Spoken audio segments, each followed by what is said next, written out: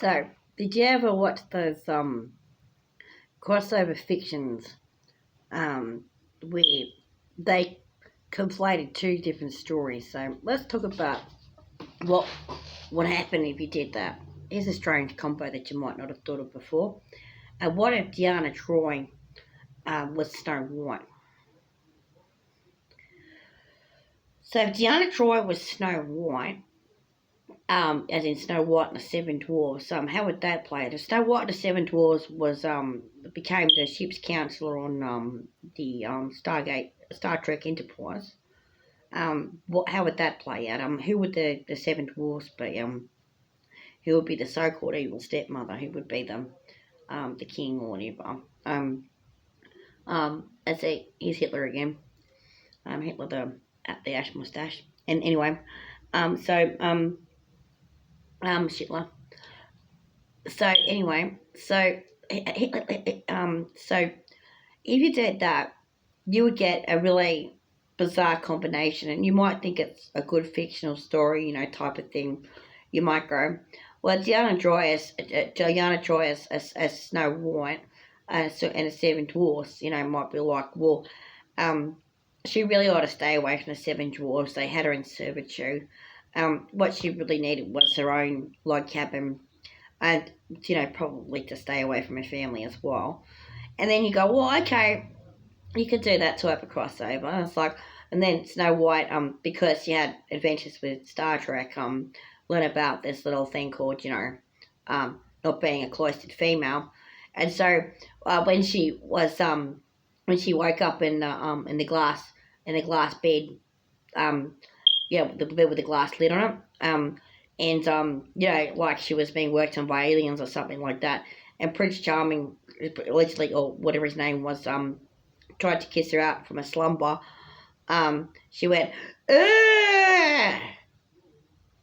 That's against the law, and then she stabbed him in the neck. They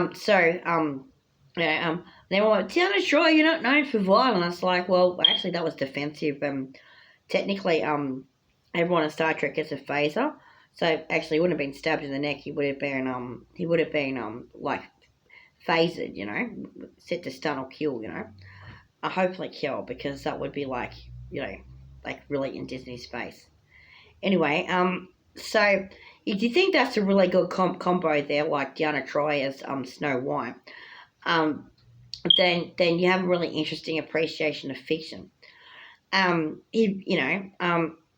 what we're really dealing with is the idea of are those two stories even compatible? I mean, unless you suddenly, because of the outer space theme that goes with Star Trek, you start seeing them.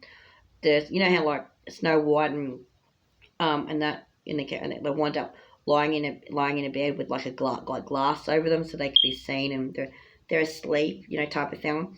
Um, um, uh, some people have interpreted that to being like they're in one of the alien med beds, and it's like,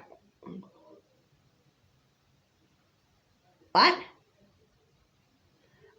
So who the heck's Prince Charming then? Is Prince Charming like part of the alien hierarchy? Is he a Nordic alien that's come to take that um um not quite white enough individual out of her dwarf induced psychosis that living in nature is kind of, you know, like the world type of thing. Um, um, so, and return her back to, imperial domination and control. So, yeah, if she got out her phaser and set it to kill, that would be quite amazing, actually. Um, um, is it possible that Diana Troy Snow White would destroy the aristocracy, the alien aristocracy, by doing so?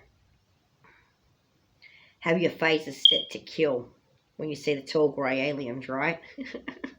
Right? When you see the artificial intelligence, have your phases set to kill,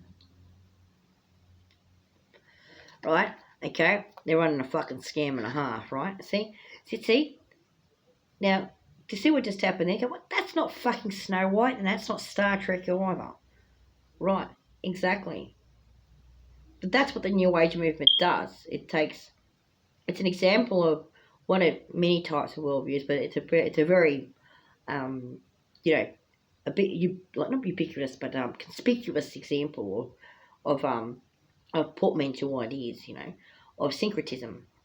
Um, Syncretism that's like it's not actually Snow White or Star Trek if that happens, is it? But you know, it's interesting. It's interesting to be fair, but you can't actually say that it would be Snow White or Star Trek for that to happen. It would be something completely different, um, loosely based on those two previous ideas. So, New Age has done that sort of thing. That's what Blavatsky was doing. She got a couple of ideas from Christianity and a couple of ideas from Hinduism, and then she's mishmashed it together into something that was neither Hinduism nor Christianity, um, and said it was a secret doctrine. It's like, well, actually, it was neither of those. There was no doctrine behind the world religions. There was only one woman engaging in cultural misappropriation for the purposes of creative storytelling. Um, in other words, it was bullshit. So, um, what they said about each culture was untrue. Okay, it was a really, really, really, really sort of not true to the original versions of them thing that got put together in a confused mess in the middle type of thing. So you might as well be saying that Diana Troy was Snow White and she was on an alien medbed, and Prince Charming was a tall grey alien and she killed him with a face set to stun. And when you're in that territory, you're in the territory of how the New Age movement works. And that's all that needs to be said for you to understand cultural misappropriation and myopia. That's exactly what it is. Completely different story, ripped off from other people's ideas, trying to claim that they're revealing divine ancient truth when they're definitely not. Oh, and by the way, is a mixture of medieval values and 23rd century technology. Have a nice day.